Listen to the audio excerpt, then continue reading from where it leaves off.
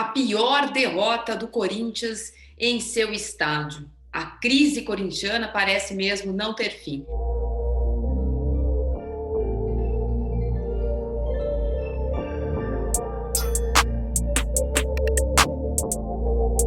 Como se não bastassem os 5 gols sofridos ontem no seu próprio estádio, agora, né, o Química Arena, mais um capítulo dessa crise corintiana que parece não ter fim. Existem desdobramentos que a gente vai acompanhar ao longo desta semana. O número 1, a novela Cássio. Como eu escrevi no meu blog, vocês podem acessar, é mais um capítulo da interminável quantidade de vezes em que o Corinthians desrespeita os seus próprios ídolos. E eu não estou dizendo que o Cássio não pode ou não deva ser poupado. Eu estou dizendo que o Corinthians não sabe lidar com essas circunstâncias. Não sabe desde quando foi fundado sob a luz do Lampião. São muitos os casos em que ídolos corintianos foram maltratados ao longo da história.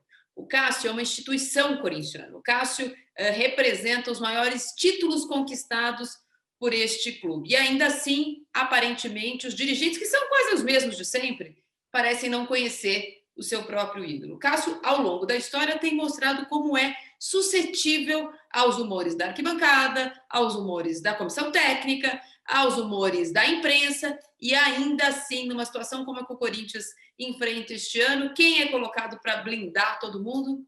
O Cássio.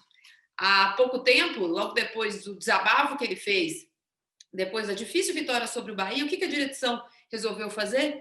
Colocar ele no telefone com os desorganizados. Acho que ele eventualmente achou que isso fosse resolver algum problema do lado de lá ou do lado de cá. É uma sucessão de erros. O 5-1 também demonstrou uma inabilidade do novo técnico Wagner Mancini ao lidar não só com o microfone, como os seus próprios jogadores. Se dentro dos muros, e quem está na imprensa há algum tempo, e os torcedores que há algum tempo acompanham, se dentro dos muros a cobrança é mais do que necessária neste momento, falar no microfone que a culpa é de todo mundo, que chegou outro dia, dá ruim, não dá não?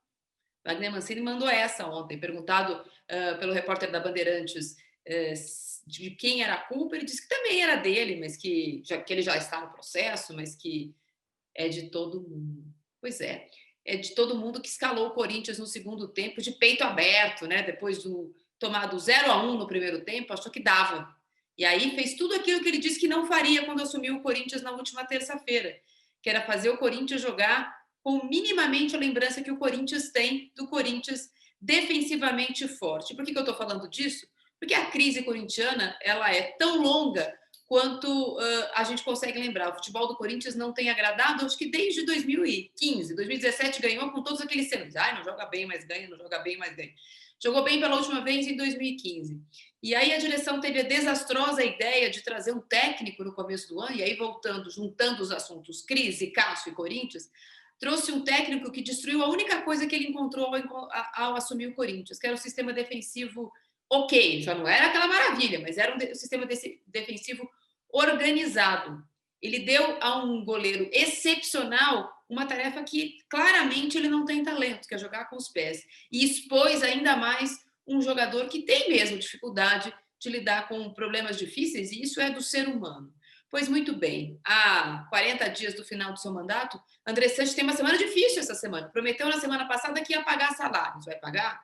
Amanhã tem uma reunião excepcional do Conselho Deliberativo, que foi muitas vezes adiada por conta da pandemia do novo coronavírus, para, tchanã, apresentar o contrato do naming rights do seu estádio, novela que parece ter acabado depois de 9 anos, mas vamos saber o que os conselheiros pensam disso.